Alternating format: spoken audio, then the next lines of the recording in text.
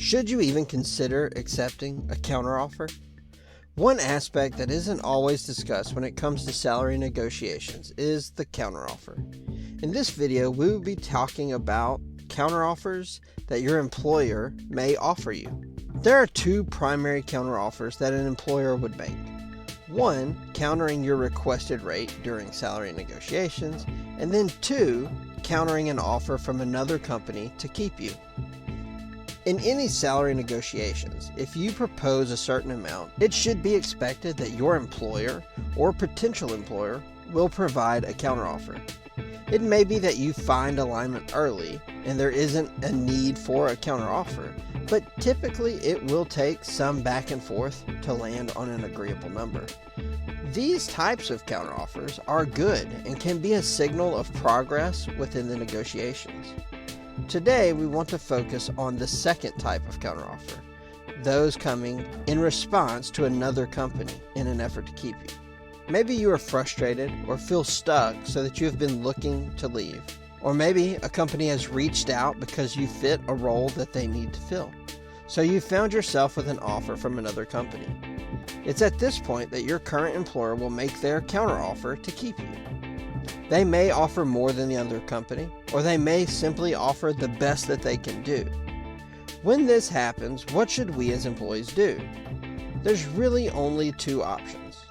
Either we take the counteroffer and stay, or we reject it and we go to the new company.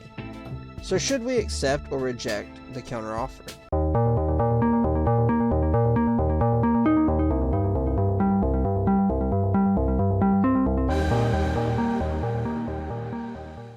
There are a few things to consider. One is, how do you feel about your current job?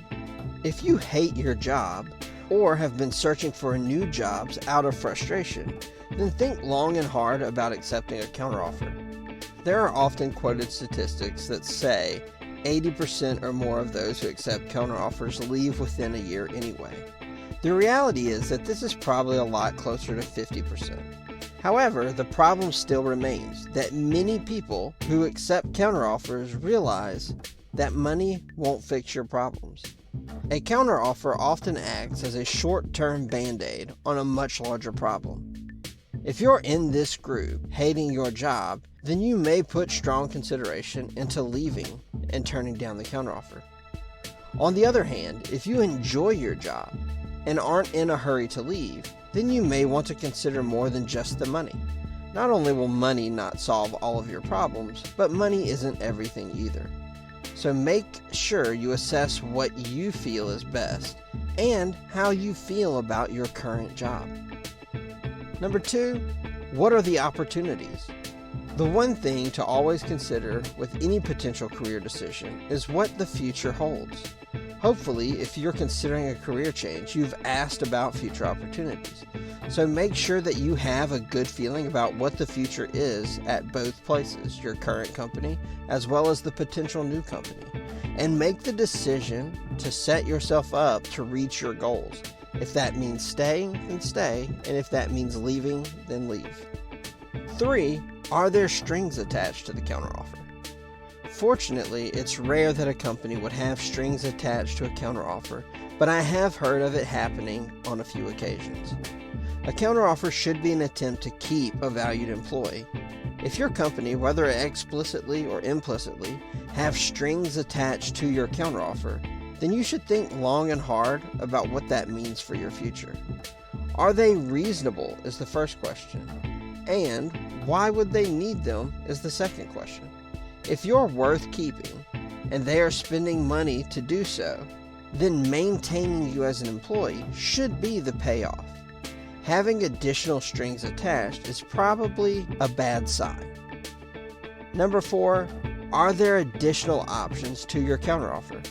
With technology today, it has become more common for companies to counter with not only money, but also other options. Whether that's stock options or other benefits or even remote work.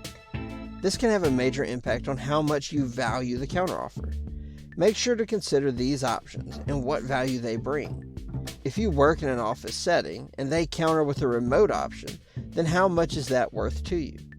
If you get an offer of $5 an hour more, but your company counters with a remote role, is that worth more than $5 an hour to you? There are many things to consider when weighing whether to accept a counteroffer or not. Don't let over-exaggerated statistics scare you into leaving, and don't let fear scare you into staying. Do your due diligence and make a decision that is right for you and best for your overall career. Please hit that like button if you enjoyed this video, and subscribe if you'd like to see more content like this. And we'll see you guys next time.